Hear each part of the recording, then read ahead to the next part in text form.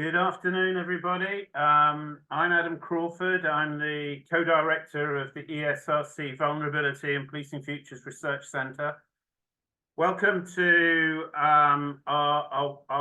what is our first webinar in a series of webinars. The idea of the webinar series is to showcase the work and the research findings of the ESRC Vulnerability and Policing Futures Research Centre and our partners going forward. And there will be a rolling program of webinars across the months that come forward. My role is really to chair today's session. I'm going to introduce very briefly the work of the Vulnerability and Policing Futures Research Centre. I'm then going to introduce today's subject, say something about how the session will run, and then hand over to the research team to present the research findings. The plan is for the presentation to be about 30-40 minutes in length and time. We are then going to take questions via the Q&A function in Zoom. So do put your questions as we go through. I'm then going to relay some of the key questions that come out of that to the team in the time that we have towards the end before wrapping up at the end of the hour. Okay, bang, next slide, please. Okay, so the Vulnerability and Policing Futures Research Centre is an ESRC research centre that is focused in terms of its mission on exploring the complex interdependencies, interactions, and compounding effects of relations between vulnerability and policing, exploring how vulnerabilities are produced, compounded, and mitigated by policing, but also exploring these in terms of the way in which they play out, with a particular focus on the application of that research findings. Next slide, Ben. So here are some of our partners, key institutions, universities in the UK, but also some international partners. Next slide. And the following represent some of our project partners, some of our external non-academic partners that we're engaging with across a broad programme of work, which I'll introduce in a moment. Next slide, please, Ben.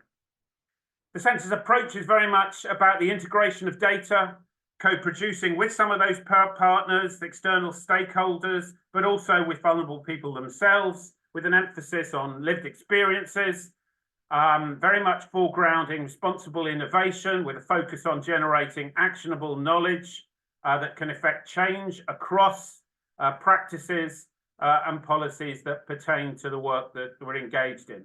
A commitment to our open research as well as equality, diversity and inclusion, and a general goal of harm reduction across the broad ambit of our work. Next slide, Ben. And this really is by way of introduction to the programme of research. The ESRC Centre is co-hosted by the University of York and the University of Leeds, with those other partners that I've set out. We commenced an initial 5-year funding programme in May of 2022, so 2 years ago, and it really orientates itself around 3 dimensions to the work.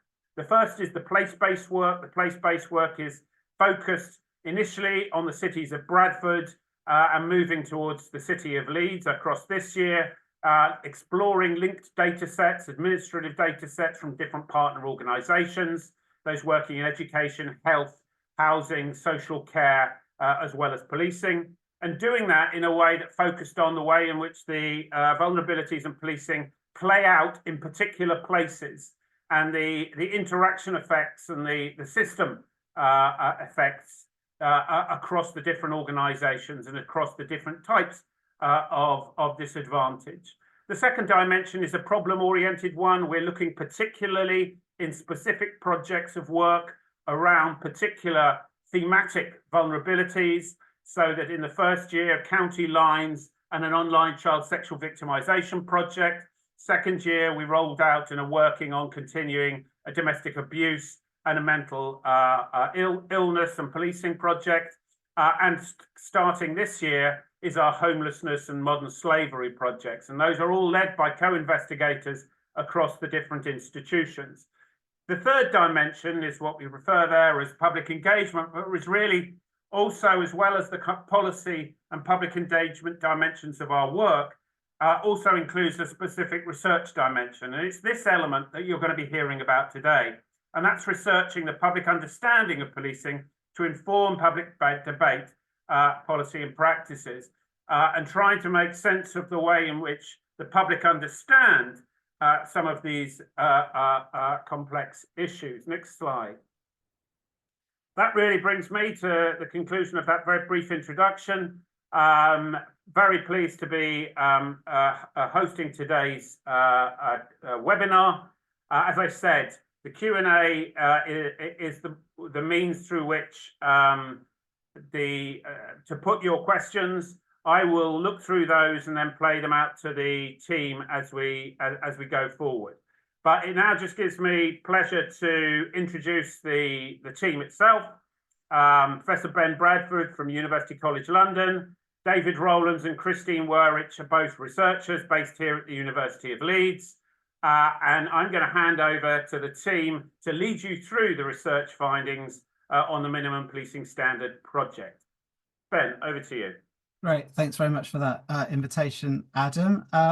We've got quite a lot to get through, so I'm just going to briefly rattle through some introductory material before I hand over to Christine and David, who's going to take you through the first qualitative part of the work we've done on this, and then we'll come back to me to talk about some quantitative, a survey element that we've also completed. So as Adam said, one strand of the centre's work is concerned with what you see on the slide here, and in particular I've underlined the most important bit for today's purposes right at the end there. So under work strand 3, we're examining people's views on what policing is actually for, which would seem to underpin quite a lot of the work that the centre is going to be doing over the coming years. Obviously there's lots of ways of answering that question, many different ways of answering that question, but one particularly arguably dominant way of answering that at the moment comes from the evidence-based policing paradigm. And here the answer to what is policing for, it's to focus on reducing crime, in particular through proactive policing and a number of other things. Well, I'm not trying to set up a straw man here, but I think it's fair to say that the evidence-based policing paradigm or movement prioritizes kind of instrumental notions of effectiveness. We're going to be effective in reducing crime by the appliance of science.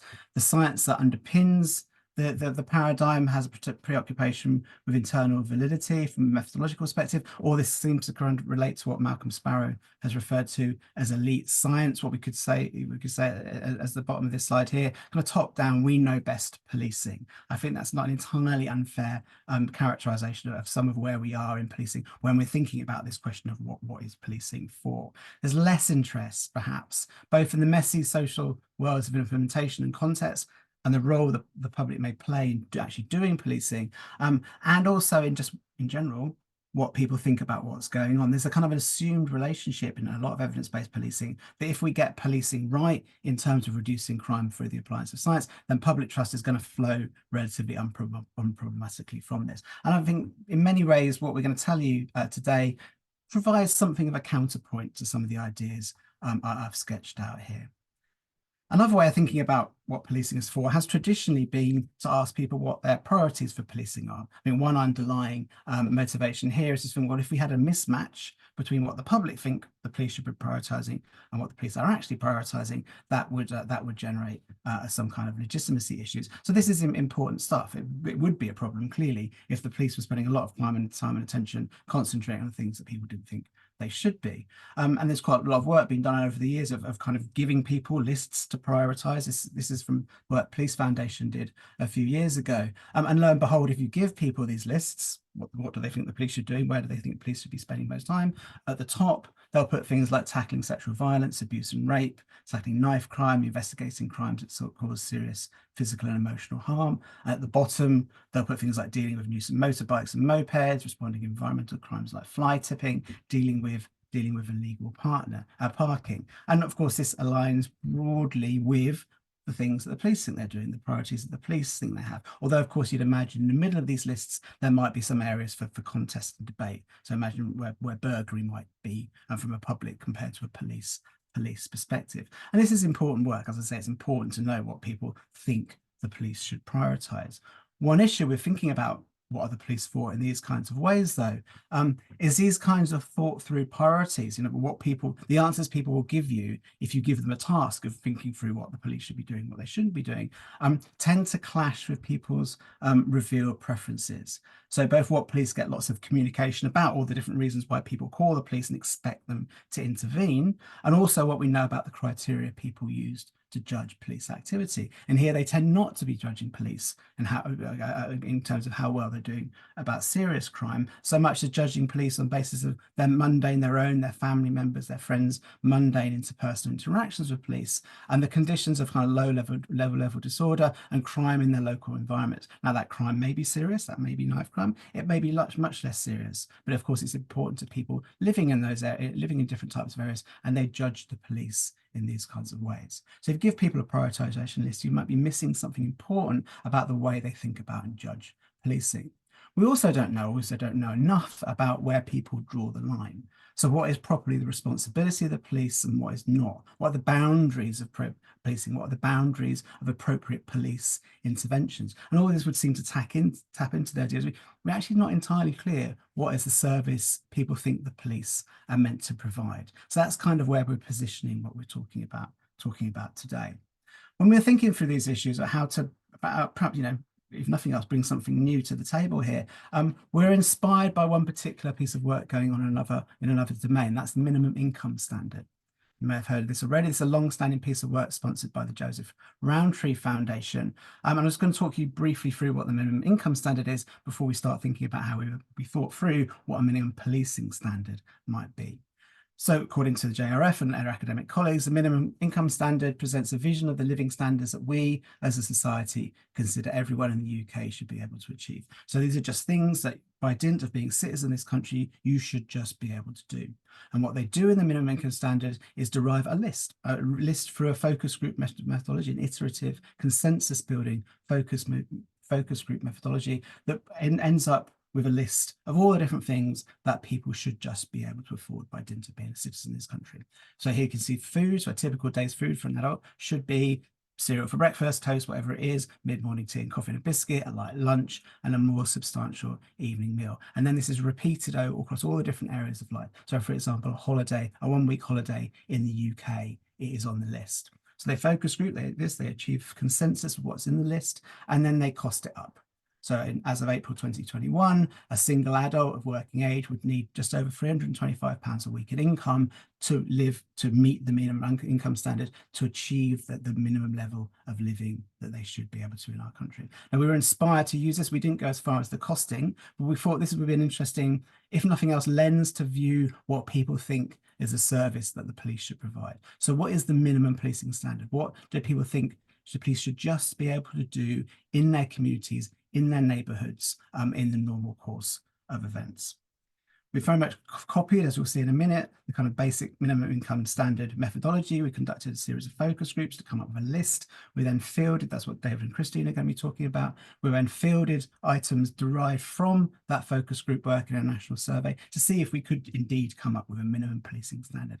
Now, just at the outset, worth saying that we concentrated on neighbourhood policing here. We assumed that for the outset that people would, just broadly speaking, agree that police should be able to investigate homicide, should be able to investigate serious crimes with rape, should be able to provide a counter-terrorist function, should be able to provide close protection to the Prime Minister and the royal family, etc., etc. So we're concentrating in this work on local policing, neighbourhood policing, the kind of policing people experience in their everyday lives. So that's the introduction. I'm now going to hand over to Christine to talk you through the focus group work that we did. Yeah, thank you. Can I have the next slide, please, Ben? We had 3 rounds of focus groups, 4 focus groups for each round. So as you can see here, we had 4 different areas, Leeds, Lancaster, Lichfield, and London, and they represented different populations. And the fact that all the cities and areas started with an L was purely coincidence. But yeah, so we had 3 rounds. We started with our first round in, I think, last January, which was focused on developing kind of an initial sense of what people expected from their police, and also to develop a definition of local or community policing, as Ben was talking about. We then moved on to our second round, which I think was completed in spring, last spring. And that kind of further looked at what round 1 had developed, but then also developed a list of core functions. So what should police be doing and what should they not be doing?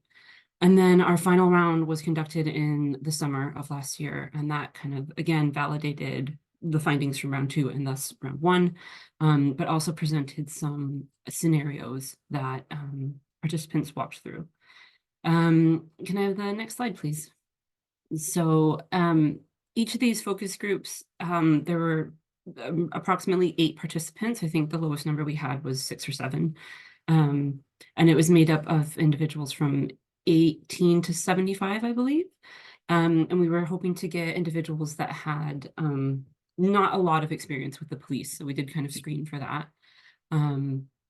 But initially in our focus groups, we had kind of these questions that you can see at the top of this. This is a Miro board that we had that was live during the beginning of these focus groups, where we asked participants, what do you want from your local police?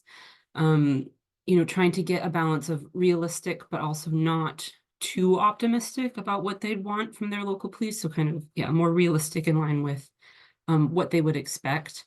And initially we were looking at kind of what types of calls for service you want, how do you want them to respond? So this is just an example from one of the focus groups of all the various elements of specific crimes that they wanted responding to, but also how they might want them to be responded to. Can I have the next slide, please?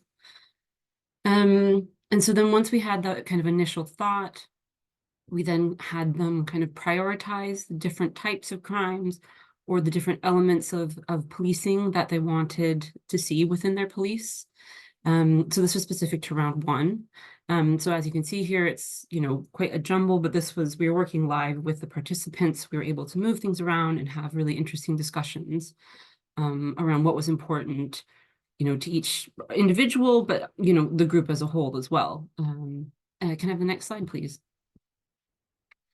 And so from that, we also got a working definition, which you can see here. So this is: local policing should ensure the safety of the local community while ensuring fair treatment by being respectful, empathetic, and trustworthy. They should seek to uphold the law and respond to incidents in a timely manner while providing adequate follow-up, communication, and engagement to all peoples in the community. Local police should know their community and understand the community context and values, including fostering ongoing communication and collaboration with all areas of the community. So that was a result of all of the round 1 focus groups, those 4 focus groups. And that I'll discuss is presented to the subsequent focus groups as well. But one of the main things that came away from that round 1 was these 4 categories of what the public or the community wanted from their local police, which was police response, police behavior and treatment, police presence and engagement, and crime priorities. Next slide, please. So these kind of were the 4 main categories that kind of came out of those initial findings. So that includes police response was anything relating to how the police operated. This included follow-up, which was a big issue that many people spoke about, but also then police behavior. So you know, how professional they wanted their police to be, how empathetic, these types of elements. But then also police presence and engagement. So the type and frequency of police engagement. There was a lot of discussion around whether, you know, they physically wanted local police in their community or if they wanted kind of more online presence. And then also the crime priorities. So trying to list and prioritize certain types of crime. Next slide, please. So then moving into round 2, we ended up introducing workbooks to try to get some more individual responses from people, but it all centered around similar questions from round 1. So what do you think you should be getting from police in your local community, and what is an acceptable level of service that you receive from your local police? So moving on from round 1, we then incorporated those 4 categories into these discussions. So this is an example of one of the workbooks.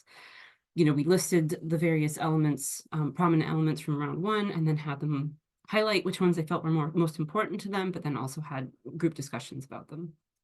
Next slide, please.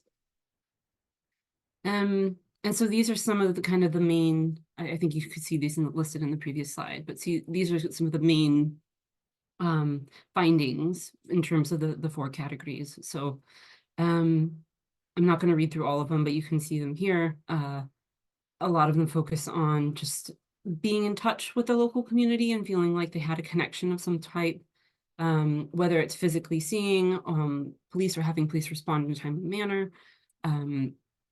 Yeah. Next slide, please. So this is kind of more of a breakdown of the different findings we had. So for police response, follow up on crimes. I think that was something I mentioned earlier. That was a point of frustration. Many people felt they were given a crime number and then never spoken to again. And so just closing that feedback loop. In terms of police behavior, building trust was identified as a huge thing, especially with younger people. And people weren't sure how the best way to go about doing this, but they identified that was something they felt was missing and maybe needed a bit more focus. For police engagement, many of the groups talked about the fact that they didn't know where their local police station was, the physical station. Or that they never physically saw police unless they were responding to an incident. And so that was kind of a really prominent thing. And then for the crime priorities, that also, it became evident that people didn't feel like prioritizing crimes was appropriate because anytime that you were a victim of a crime, it feels like, an incredibly important thing. But they did generally agree on, high violence or risk to a person was at the top of that list. But then there was some discussion around things like drugs and traffic offenses and kind of how that should be responded to. So next slide.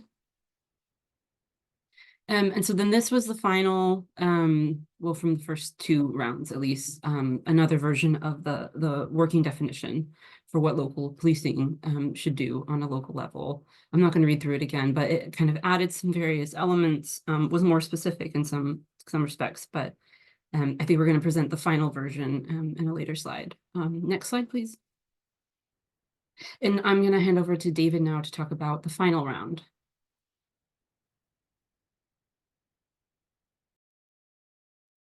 Okay. So for round three, we had two aims really. We were looking to review the findings from the round 1 and 2 focus groups, but also explore public thresholds for calling the police. So the first part of the sessions was corroborating those earlier findings, the definition and the domain categories. And there was broad agreement here that those categories related to standard requirements and the items that populated those categories were generally agreed upon. So then we moved upon to exploring thresholds for calling the police in the second part of the session. So across the groups, we're presented with 4 different scenarios that represented hypothetical incidents of local disturbance, antisocial behaviour that invoked vulnerability, and they were asked how they would respond. Next slide, please, Ben. Okay, so scenario 1 invoked mental health and addiction, scenario 2 domestic violence, scenario 3 criminal exploitation, and scenario 4 disadvantaged youth. So the way that we presented these scenarios was we presented them in kind of escalating iterations. So initially, for example, with the mental health addiction scenario, the scenario was a male in his 30s shouting outside of your house, somewhat incoherently, drunkenly, and with some minor damage to a bus shelter. And the groups were asked how they would respond, and then given a further iteration of that included breaking bottles, and then asked how they would respond and whether they'd call the police. And then finally, those using the broken bottle as a weapon and gesturing at passers-by. So you can see that we're trying to kind of see and prompt where the threshold for calling the police is, with that final iteration, really kind of, expecting that call to emergency services. For the criminal exploitation, as another example, it'd initially be men coming and going from a property in the evening and some signs of childhood neglect.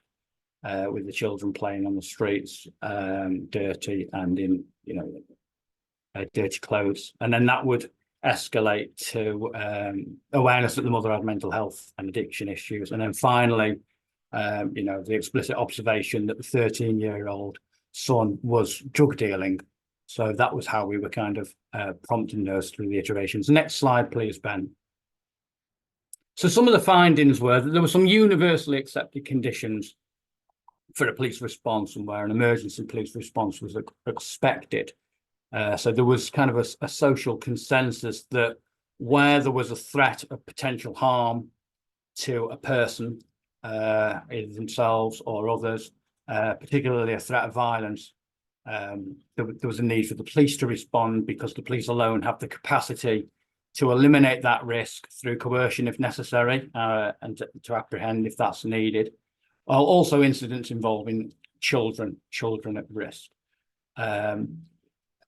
There were some differences between the scenarios. So in the first scenario that I just explained, where there was a breaking of bottles, there was a recourse to calling the police earlier there than in maybe the safeguarding scenario, the sort of the criminal exploitation one, where it's kind of was seen as less unpredictable, less immediate risk.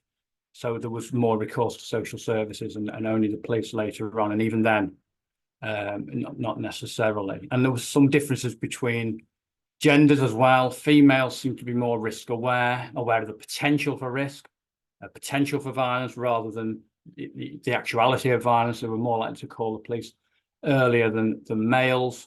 Males more risk averse, saying they'd approach individuals more often, or just observe and see if it escalated, rather than jump to calling the police straight away. But more worryingly, some people would call the police when they didn't know who else to call, whether they thought the police was the right service to call or not. They'd just call the police as a sort of default service that was available 24/7, even when that sort of threat of danger wasn't necessarily apparent, because they wanted it logged somewhere to be relayed to appropriate services by the police. Concerning also was if multiple calls had already been made to the police with no resolution or response, public were less likely to call the police, even in those situations of perceived risk. And as well, people were less likely to call the police, well, certain people were reluctant to call the police where they felt the police may do more harm than good. With particular vulnerable populations, they felt that they may compound the situation and escalate rather than de-escalate. Next slide, please, Ben.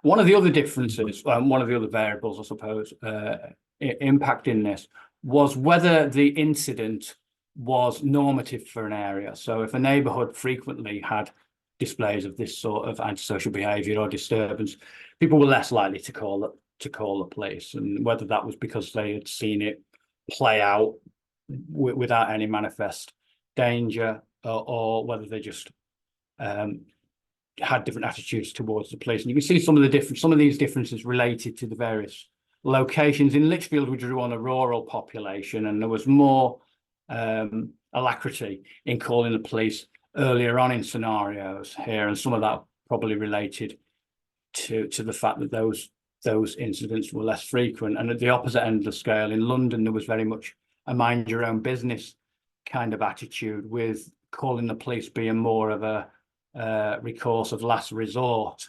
And then Leeds and Lancaster somewhere in between, with some more variability than the other two areas. Next slide, please, Ben. So to summarise the key findings from the focus groups, with minimal prompting, participants developed a list of standards to which they felt the police should adhere, and these were grouped across 3 domains of police response, behaviour and treatment, and presence and engagement. And although people felt that the police should respond to violent offences and weapons offences, there was a lot of variation in relation to other offences, and the generic crime priority list weren't really seen as useful. It was rather that police were visible, engaging and responding fairly to local issues. And the police were seen as underperforming across all of these domains. But what the focus groups highlighted was the importance to people of process of their interactions with the police and engagements with the police, rather than the specific outcomes of crime and incidents. And that the public does expect the police response to non-crime incidents where there's presenting risk to themselves and others, but following elimination of immediate risk, they felt that police intervention, especially with vulnerable individuals, should cease, and referral to other support services. Next slide, please, Ben. Okay, there's just a tabulation of those police demands and some of the key police domains and some of the key points there. And we drew on this list and the other aspects of focus group work to inform items in the national survey, which Ben's going to talk about now. Great, thanks very much, David. Yes, I was going to rattle through what we did for the survey and what we found.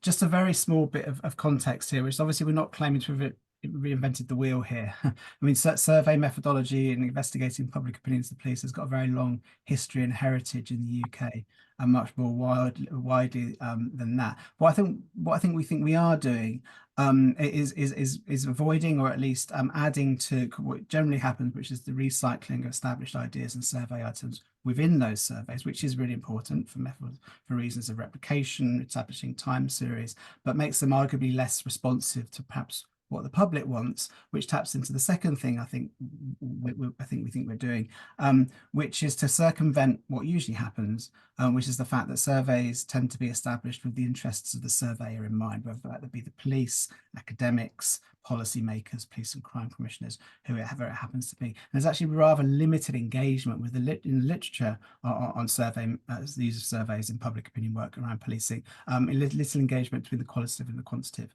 little evidence of kind of qualitative work really feeding in to survey design. That's really what we're trying to do here, just to do something slightly different. So we commissioned Kantar, was Kantar, now Varian, to conduct a large-scale random probability sample or survey using their public voice panels. So it's slightly more complicated that, but I won't bore you with the details. This is individuals aged 18 and over living in residential accommodation in England, Scotland, and Wales. 1,000 people was a general sample, and we had effectively a boost of 500 people drawn from those living in the 20% most deprived LSOAs in the country. So we reasoned, of course, that people in those kinds of areas are likely to have more to do with policing, likely to experience more crime, likely to perhaps think about policing in different kinds of ways. And we wanted to make sure they were well represented in the sample. Quite a lot in the questionnaire. I'm not going to talk about all of it today. I had contact with the police, perceptions of crime, disorder in place, items derived from the minimum policing standard, which David and Christy have just been talking about, other perceptions of police and understandings of police priorities, response and activities, a lot of which drew on the work that we developed through the focus groups. So to get straight to the chase, these are items derived from the minimum policing standard that work the focus groups did. We didn't lift them directly because you couldn't really do that. There was some repetition. Some of the items were perhaps in two domains at the same time. So we tried to clarify, tried to simplify. We presented these items on agree, disagree scales, which probably isn't ideal from a methodological perspective, well, it definitely isn't. But we reasoned it's kind of hard for people to answer some of these questions cold coming into the survey. And you can see that we had lots of don't know responses, which I'll talk about briefly in a minute. But nevertheless, so these are the items in the response domain, and you can see fully in line with what we know about the state of public opinion of policing at the moment. People don't tend to think the police are meeting these standards. So the highest score here, if you like, is 36% agreeing that the police prioritise public safety when deciding how to act. The lowest score here is, perhaps unsurprisingly, given some of the things that David and Christy have just said, only 20% of people thought police provide adequate follow-ups after a crime has been reported, and all these other items fall in between those two polls, never over a third essentially agreeing with these items. And if we take the minimum policing standard seriously, police should be doing all these things from the perspective of the public. Actually, only 1% of people agreed with all these statements. So only 1% of people felt the police meet the minimum standard for response. As you can see, we've got lots of don't know answers. That's a bit of a problem, but it also means, I think, that people were taking this quite seriously. They were really trying to answer, and if they didn't want to, I can't give a view on this, they were reluctant to do so. Actually, interestingly, only 2% of people who answered don't know to all of them. So most people were answering some where they thought they had knowledge, but they were reluctant to go further. So in some senses, I find that vaguely reassuring. If we move on to behaviour and treatment, slightly more favourable. So this is the domain of the MPS that probably relates most closely to the idea of procedural justice, which incidentally we never mentioned to people either in the focus groups or in the surveys. They just arrived at these things organically. Nearly 2/3 of people agree that police behave in a professional manner, but only 23% agree that police have good relationships with young people, and again a range in between, but slightly higher than the last domain. But crucially, again, only 3% felt police meet the minimum standard for behaviour and treatment, and have always answered positively to all these items. And then finally, presence and engagement. It's like shorter here, people much more willing to answer at least some of these questions, lower levels of don't know, particularly for that providing a visible police presence, I think. Yes. You know, only 24% of people felt the police provide a visible police presence. And again, only 1% of people felt police met the minimum standard for presence and engagement in their communities. I should say, of course, all these items related to police in people's neighborhoods, in people's communities, in spirit with the whole idea. Take a step back for a minute. What is it we're actually measuring here? What is the thing that we're tapping into with these minimum policing standards items we fielded in this survey? When you're looking at public attitudes work in relation to policing, there's often 4 key constructs come up. There's satisfaction, a kind of retrospective judgment about specific encounters of officers, you know, just satisfaction with particular encounters, and active or conscious assessment of particular experiences of policing. There's trust. There's a willingness to be vulnerable to another under conditions of risk, where such willingness is based on positive evaluations and expectations of the trust objects, in other words, the police's competence, benevolence, and good intentions. There's confidence, which I've read, which I think that's what we're measuring here. So a conscious evaluation of whether an entity, whether the police is actually trustworthy, whether it is in fact competent, benevolent, and well-intentioned. Is it able to do the things that we trust it to do? Has it got the right intentions towards us? Is it trying to do the right thing by us? And it's fairly clear to me that that's what the MPS items are tapping into. People's conscious evaluations of whether the police can be trusted to deliver the services that people want the police to trust. So we've got a summary measure, well, not summary measures, fairly specific measures of confidence derived from these MPS items. And finally, we're looking at legitimacy. I don't think that's what we've measured in these items, but legitimacy is a subjective assessment of the police's right to rule and reciprocal duties it places on the police. So we can locate the MPS items in the wider kind of domain or range of survey items we field in relation to public attitudes policing, and we can see how they fit together in some sense. One way we can do that is just look at the variation within the sample across indicators of all these different things. And here we see really, really significant variation in people's attitudes towards the police, depending on the construct involved, not satisfaction so much here, but trust, confidence, and legitimacy, and the individual specific items used to that. So at the bottom of this slide, remember this is a nationally representative sample, we have a kind of classic overall summary measure of confidence. Do you think the local police in your area are doing a good, excellent, fair, a poor, or a very poor job? This is the survey item often used to measure, to track public opinion of policing over time. And what we find in line with other work in this area, low levels of confidence. And of course, this fits with the MPS items we've just been looking at. So only 37% of people thought the local police were doing a good or excellent job. For when they move to another construct, legitimacy, scores go up a bit. So 44% of people thought most police officers have the same sense of right or wrong as I do. This kind of idea that police are aligned with my norms, my moral values, and legitimacy is based on those kinds of judgments.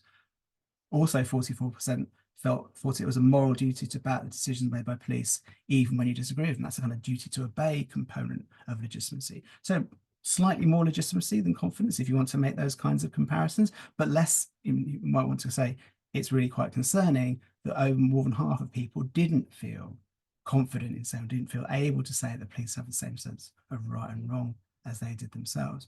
And then if we move up to trust, it starts to look a bit different. So the first measure there is, I'm happy to accept the ability of the police to intervene in people's lives. That's tapping into the idea that police means trusting the police means being vulnerable to them and willingly making yourself vulnerable to them across a range of activities that police engage in. 61% of people answered positively to that question. And finally, 87%, so really quite high, answered positively to a question about how safe they would feel if they were alone with a uniformed police officer. They thought they would feel very, very or fairly safe. So really a huge range of responses here, depending on the kind of question you ask and what concept or construct you're tapping into. But our MPS items clearly sit at the bottom of this scale, clearly tapping into confidence again in some way. We also found that when we looked at scales derived from the MPS items, so response items, behaviour and treatment, presence and engagement, the extent to which they predicted these other components or those other aspects of public opinion the policing, and we found very strong correlations. So these MPS items or scales derived from them are really strongly correlated, really predictive of overall confidence, trust in the police, people's sense of normative alignment with the police, and to a lesser extent, their sense of duty to obey the police. And again, in line with the literature on procedural justice, it's behaviour and treatment that tends to be the most important factor.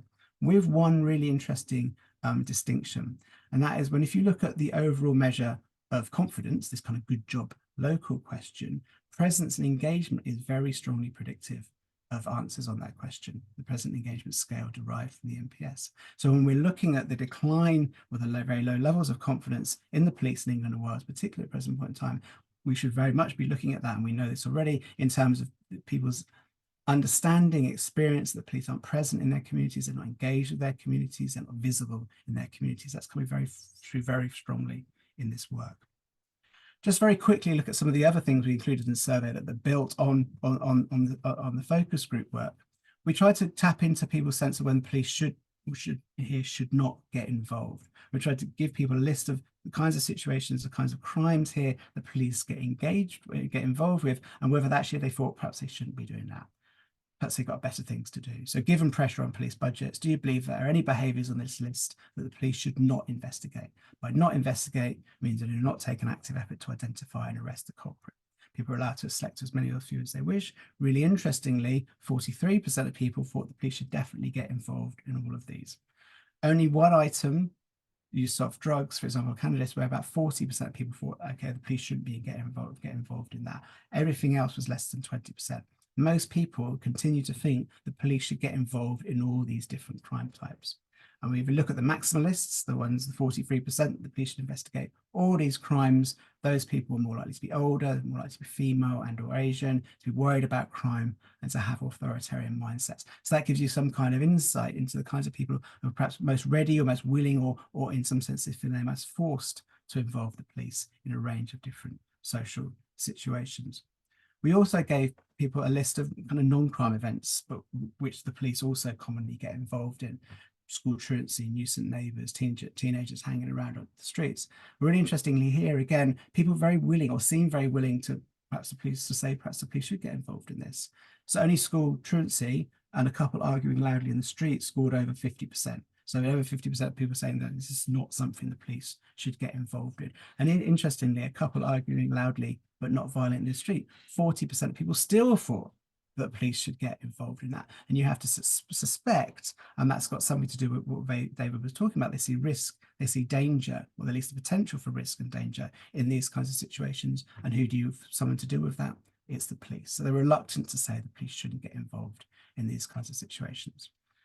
1 in 5 people thought the police should get involved in all these situations, attend, see what's going on. And those people, again, called maximalists, they're more likely to be female, to feel economically precarious, live in more deprived areas, and to be worried about crime. And that's probably giving us some insight into the kinds of social situations in which people find themselves, where they feel they have to or need to or are forced to turn to the police, perhaps because they haven't got other resources to deal with the problems that confront them, perhaps because they're particularly worried about crime, and all those things are going to fit together in some kind of way. Interestingly, there were no minimalists. So no one said the police should not get involved, not attend any of these situations. And the kind of people's sense of the role of the police is very diverse in this kind of, and diffuse on this basis. Just finally, one more finding from the survey before we finish. David introduced the scenarios. This is what people in the survey thought about the scenarios. So this is the potentially mental health or drug abuse scenario of a man in his 20s or 30s in your street causing a disturbance. is yelling, is knocking things over. Would you call the police? At that stage, nearly half of people thought that they would be calling the police at that point.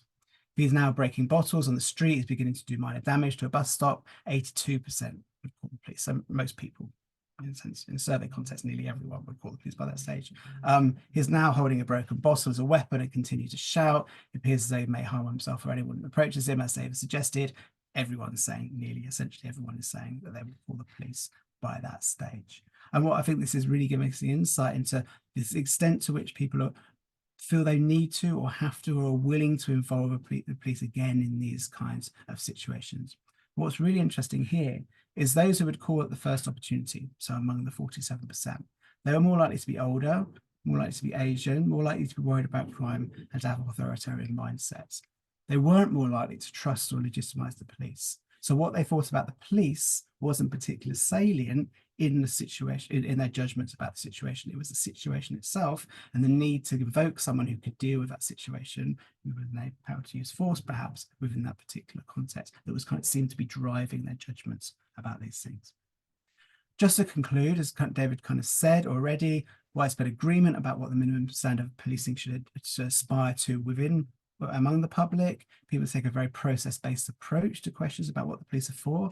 They're less exercised. They do care about the outcomes that the police achieve, but they seem to care more about the processes through which policing is conducted. People want the police to be responsive, fair, respectful, engaged, and present. And if they feel these things, they're much more likely to trust and legitimize the police. If they don't feel these things are true, they're much less likely to trust and legitimize the police.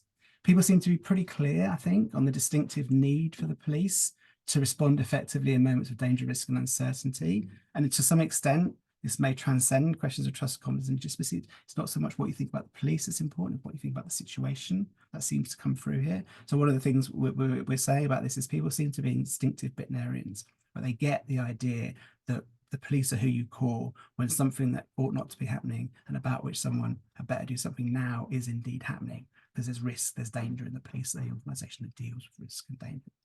And just to finish off where I started, it seems to us, I think, that there's very strong evidence here that people value elements of police work that don't align particularly well, with current dominant discourse within the police service and around policing that you can kind of label as evidence-based policing. People care about presence, they care about visibility, they care about immediate response, they care about interim, long-term solutions. And under some iterations of evidence-based policing, they're not going to get those things nearly as much as they might have thought they did in the past. So there's a real possibility for some tension there emerging.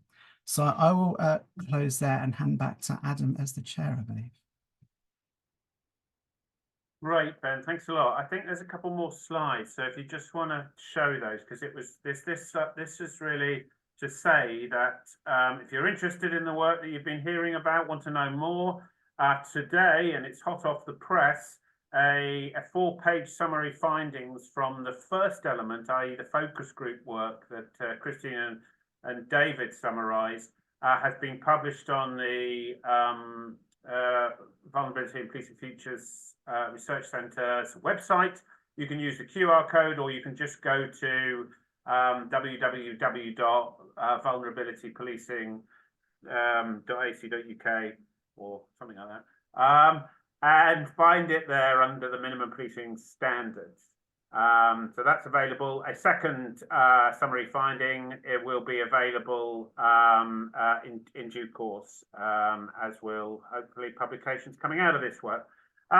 Can I just encourage people, we've not got a lot of time, but in the time that we have left, if you want to put your questions for the team into the Q&A, you might not see them, but I can see them. And we've got some questions which I'm going to relay to the team. So Christine and David, if you want to switch your cameras on. So here's one. Do you think don't know responses reflected different circumstances or contexts in weighing up whether police should respond is contextual? Secondly, there's a question about gender differences and whether there were gender differences were surprising in terms of both in relation to the survey-based work and the deliberative work. I'll let you ponder those while I look through these various questions that are coming in. Shall I do the one on missing? Don't knows Yeah. first. Yeah, so the don't knows in this context are really interesting. I think there's two things seem to be going on. Well, I mean, I think first, I think it does seem to be the case that people were reluctant to answer these questions if they didn't feel they could give a view. So as I say, in that sense, it does seem like taking them quite seriously. And if they didn't feel they could give a view, they were reluctant to form that. If you look slightly more deeply in the data, I think two things come out. First, the don't know group, and there is a group. There's a group of people who gave quite a lot of don't know responses, performs relatively similarly to the people who gave a response at the midpoint of the 5-point scale, so the neither nor on the 5-point agree disagree scale. So in some senses, they're just using it as well. I don't know, so I'm meh, that kind of response. But we also find that the more don't knows responses you give, the lower trust and confidence you have in the police. So it seems on that basis, and that is kind of true to the idea of the minimum policing standard. If you don't know, if you don't feel you've got enough evidence to make these judgments, that in itself is undermining your confidence in the police, because you want the police to be able to do these things and demonstrate you're doing these things. So there's quite a lot going on with those don't knows, but we're spending quite a lot of time thinking about them at the moment.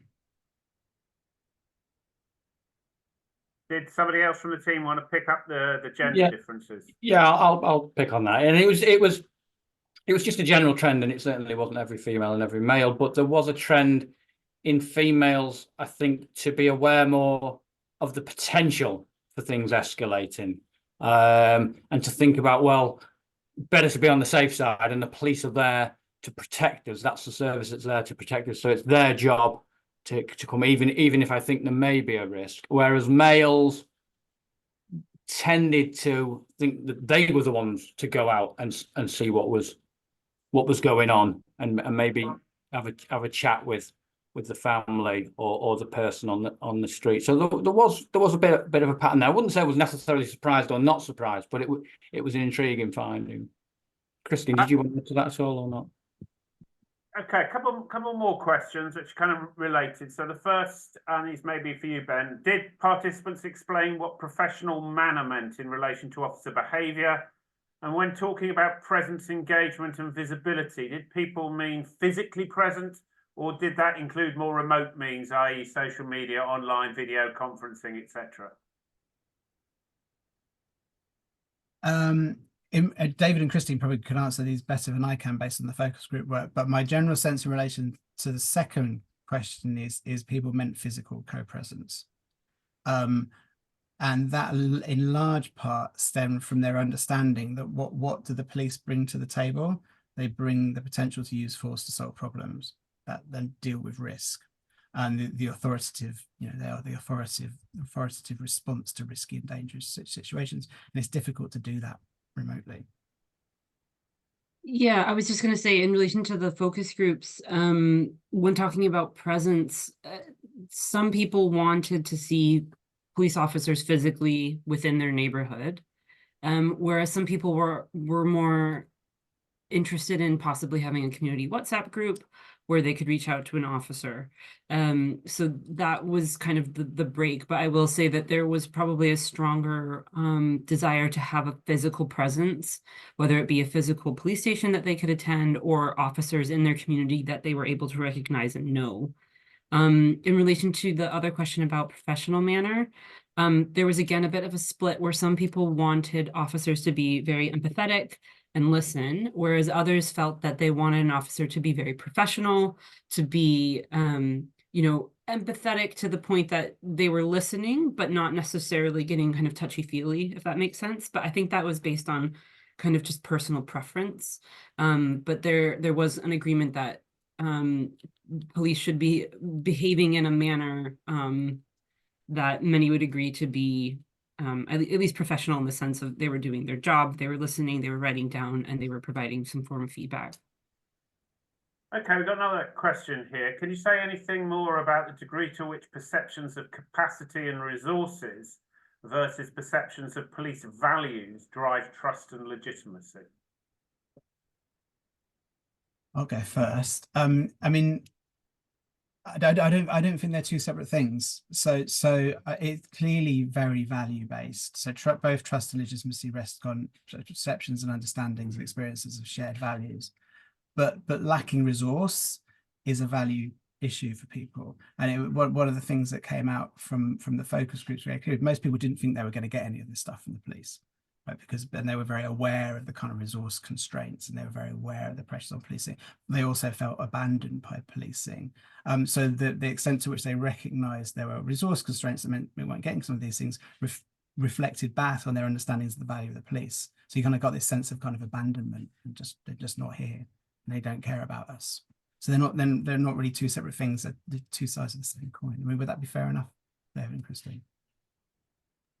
Yeah, absolutely. The issue of resources and expectations being low because of lack of resources was very much a theme. But then, yeah, it kind of did reflect badly on the police, even though they knew that the police were under-resourced. They still felt abandoned by the police, even though they knew, well, they invoked the reasons of lack of resources. So it's a strange one because one of the lack of resources in one sense explains the lack of police, but still they were blaming the police. Yeah, the perceived lack of visibility, I think, indicates for lots of people that they don't care about us. And they, in that sentence, is doing quite a lot of work.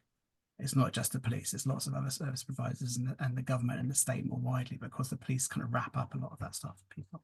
So there's a question here that kind of relates very directly to that. So the question is, to what extent were people asked, and this is probably the focus groups, if they wanted police involvement, if other organisations were responding effectively, i.e. the council doing a job and solving fly tipping, etc., should the police still get involved? So the question is about the police's the work of other organisations and how that relates to policing. Yeah, and in the focus groups, we certainly touched on that, and it was interesting. And we didn't go quite as, to the level of kind of fly tipping, but we, in the scenarios, we were kind of trying to touch on different resources such as mental health teams, social work, education. What became really clear was that people, if there was a potential for risk or harm, people wanted the police to attend. So that was quite clear. If it was, there was a lot of uncertainty about when was the appropriate time to call the police, unless there was an immediate threat to someone's, well-being. Then sometimes they weren't sure if they should call the emergency number or the non-emergency number. So just generally speaking, I think people weren't sure when they should be calling the police, unless it was kind of a clear cut, someone's in danger. And then the police are kind of the only service that's 24/7. So in some respects, they did call the police because they knew that they would answer, or they were more likely to answer. But we didn't get into too much about if these other services were doing a good job. We just knew that they felt that police should be the ones kind of triaging the situation in a lot of respects. Okay, here's a last question, given time's running out. What should the police do with these findings? And related to that, in terms of the minimum policing standard, there was lots of different kind of notions of what the minimum was and what the top was, given higher levels in relation to trust, legitimacy and confidence. So is there a minimum? And what should the police do with the findings? Final thoughts. I mean, I think it's open to question about what we've actually measured here. I mean, whether it actually is a minimum standard, whether people think about policing those kinds of ways, precisely for the kinds of things that David and Christine just been talking about, that kind of policing seems to escape kind of these categories, and people want police to do lots and lots of different things. It's all very context dependent, etc. But certainly in terms of what I think the police service should do with these findings, I mean, I think there's real evidence here that we need to be very cautious about turns in policing that place ever greater barriers and distance between the police and communities, which withdraw police from communities to work on high harm hidden crimes, for example, which is not to say they shouldn't do that, because of course they should. It's just kind of how you manage that process. Can you do both at the same time? What are the implications if you do take police out of communities, which has already happened with the decline in neighbour policing? People in the focus groups felt very strongly that police just weren't in their neighbourhoods, weren't in their communities, almost invariably, no matter where they were. So I think one interpretation of that is if we want to avoid storing up problems for the future, even more problems for the future, these kinds of tensions between what people expect from the police and what the police are willing to give needs to be kind of much explored in much more depth, and there needs to be much more public debate about what's going on. Right, I'm going to draw things to a close there because we're just out of time. Thank you for your presentation. Thank you everybody for their questions. Sorry we didn't get through them all. There were a lot. And for joining us. Just to say that we will be hosting other webinars drawing on the findings from the Vulnerability and Policing Futures Research Centre research. And after the summer, there will be webinars in relation to the County Lines project, the online child sexual victimisation project, and our Q Methods project, amongst others, as well as some webinars that will showcase and host some of the work of our International Advisory Board members. But from all of us here today, wish you a good rest of the day and thanks for joining us. Bye.